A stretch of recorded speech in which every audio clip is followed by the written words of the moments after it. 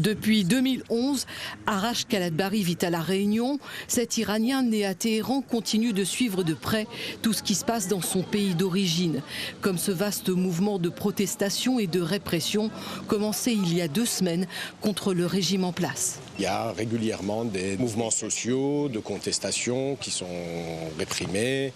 Le dernier a des particularités, effectivement. Le dernier a des particularités parce que c'est parti des commerçants, enfin ce qu'on appelle le bazar, et qui est un petit peu le pouls économique de l'Iran, et qui représente une frange plutôt conservateur. Et c'était la première fois où cette frange a été un peu à l'origine, a lancé l'étincelle.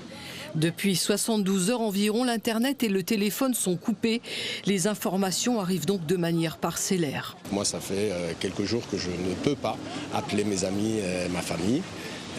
Donc oui, effectivement, il y a une coupure nette. Si vous regardez sur la courbe, il y a une coupure très nette de l'Internet, ce qui pose énormément de problèmes, pas que aux manifestants, mais aussi tout simplement pour envoyer un mail entre médecins, entre banques.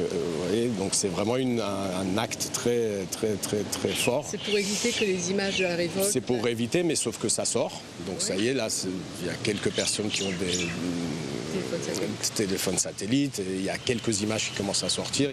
La répression aurait fait plus de 500 morts et elle s'intensifie. Arash Kalatbari se dit inquiet par ces tensions dans son pays. Dans ces moments de chaos, le pire comme le meilleur peut sortir, dit-il. Les États-Unis ont mis en garde l'Iran sur cette répression et menacé d'opérations militaires.